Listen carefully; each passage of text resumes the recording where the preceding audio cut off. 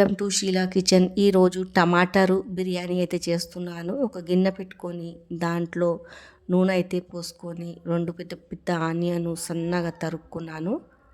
ఇది మంచిగా ఫ్రై అయిపోవాలి, రెడ్గా ఇలా ఫ్రై చేసుకొని అయితే పక్కకైతే తీసేసుకున్నాను. తర్వాత ఒక 7-8 పచ్చిమిర్చి ఇలా నడమద్దల కంచి చీరి వేసుకున్నాను.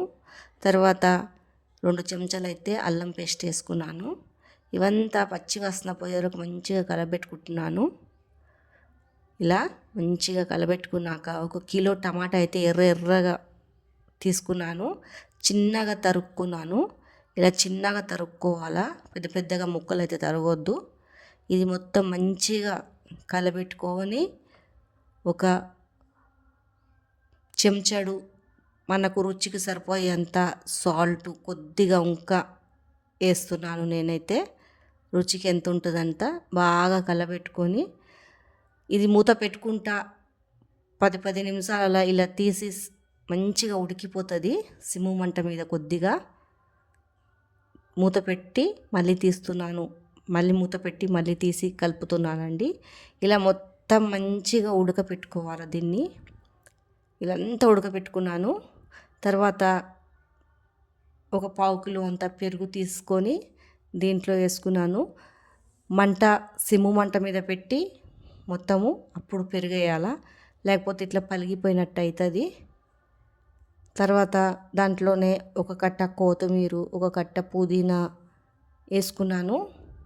ఇదంతా మంచిగా కలబెట్టుకొని దగ్గరికి వచ్చే వరకు ఉడికిపించుకోవాలా. తర్వాత చికెన్ అయితే వేసేసాను. నేను ఒక 3 పావు చికెన్ అయితే తీసుకున్నాను. మొత్తము మంచిగా కలబెట్టుకుంటున్నాను. దాంట్లోనే ఉప్పు కారం అన్నీ పడుతుంది. నేను ఏమైతే వేయలేదు టమాటా బిర్యానీకి, ఇంకా దాంట్లో ఏమైతే వేయొద్దు. ఇదంతా మంచిగా దగ్గరికి వచ్చే వరకు ఉడకపెట్టుకోవాలా. తర్వాత ఇది ఆనియన్ మంచిగా ఇలా డీప్ ఫ్రై చేసి తీసాం కదా, అది దీంట్లోనే వేసేసుకుంటున్నాను. చూర చేసుకొని ఇదంతా మంచిగా ఉడకపెట్టుకుంటున్నాను. బాగా ఉడికి దగ్గరికి వచ్చే వరకు మూత పెట్టుకుంటా. చికెన్ కూడా మంచిగా దాంట్లోనే ఉడికిపోతుంది. తర్వాత పక్కకు పెట్టుకొని ఒక గిన్నె పెట్టుకొని దాంట్లో నీళ్ళు, కొత్తిమీర, పుదీనా, పట్టా, లవంగ్, ఇలాచీలు వేసి బాగా నీళ్ళు ఉడికిపోయాక ఈ బియ్యం అయితే వేస్తున్నాను.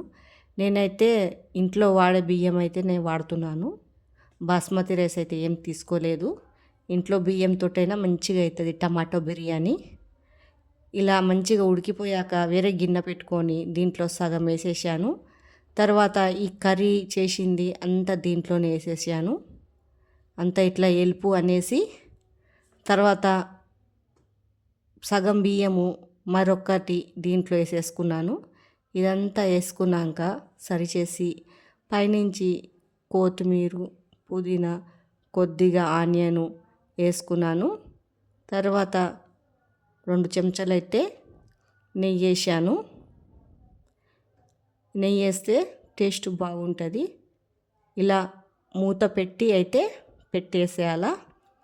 ఒక 20 నిమిషాలు సిమ్ము మంట మీద పెడితే చూడండి టేస్టీ అయిన టమాటా బిర్యానీ అయితే రెడీ అయిపోయింది.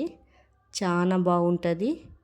మీకు ఈ టమాటా బిర్యానీ నచ్చినట్లయితే లైక్, సబ్స్క్రైబ్ అయితే చేసి సపోర్ట్ అయితే చేయండి. ఫుల్ వీడియో అయితే వాచ్ చేసి అయితే చూడండి. టమాటా బిర్యానీ ఎలా అయిందో ఒకసారి ట్రై చేసి అయితే చూడండి. టేస్ట్ మాత్రం చాలా బాగుంటుంది. చూడండి చల్లగా అయిపోయాక ఇంకా మంచిగా అవుతుందండి పుల్లలు పుల్లలు.